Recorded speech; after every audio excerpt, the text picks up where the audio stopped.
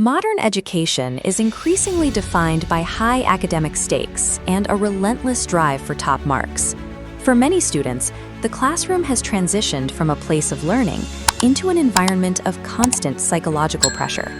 This pressure is particularly visible in the United Arab Emirates.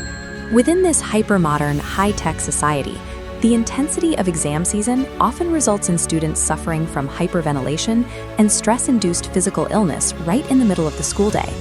Schools typically rely on traditional counseling to manage this, but the administrative process is often too slow for the moment of crisis. A student experiencing a panic attack minutes before an exam needs an immediate intervention, not a scheduled meeting later in the week. The modern schooling system has developed a psychological environment that its own traditional support structures are no longer equipped to handle in real time. A 12-year-old student, watching his closest peers struggle with these breakdowns, decided to develop a tool that could respond instantly.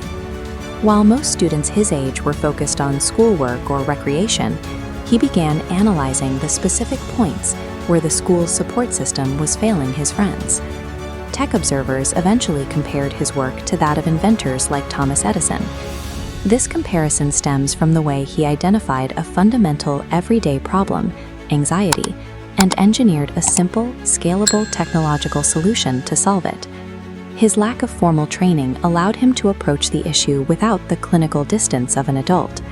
He used his daily experience in the hallways to build a solution that mirrored the actual needs of a panicking student. Rather than waiting years for a formal computer science education, he began searching for the necessary technical skills online. He spent his evenings teaching himself the fundamentals of app development, using free online courses and YouTube tutorials to bridge the gap between his idea and a working prototype. His progress illustrates a shift in how engineering is learned. The information needed to build complex software is now accessible to anyone with an internet connection and the patience to study it. This diagram shows the app's core architecture. It centers on a mood tracking interface that prompts the student to identify their emotional state. Depending on their input, the app directs them toward one of 3 specific tools designed to lower their heart rate and ground their focus. The first feature is an instant panic button. When triggered, it replaces the student's surroundings with specific visual patterns and sound frequencies designed to physically disrupt a hyperventilation cycle. The second tool is an AI buddy. This chatbot is programmed to speak like a peer, offering judgment-free conversation to help the student feel less isolated by their stress. The final pathway is a breathing guide. This provides a 2-minute visual cue that guides the student through a rhythmic breathing exercise to stabilize their nervous system before they enter the exam hall. During the school's initial test, the results were visible. Students who were visibly shaking before their exams were able to use the app to reach a state of calm before the test began.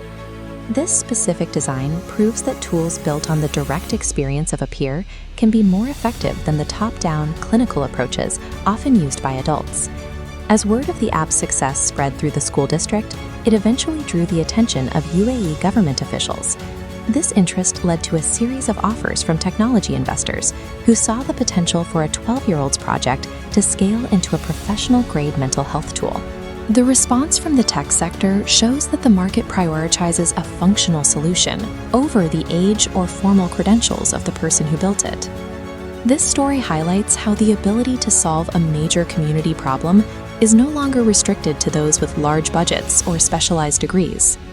Innovation now relies on 2 primary factors: a first-hand understanding of a specific struggle and the discipline to learn the coding tools available online. Considering the impact this had on one school, should these types of peer-developed mental health tools be integrated into every classroom? Tell us your thoughts in the comments. The next significant tool for managing student mental health is just as likely to emerge from a middle school classroom as a specialized research laboratory.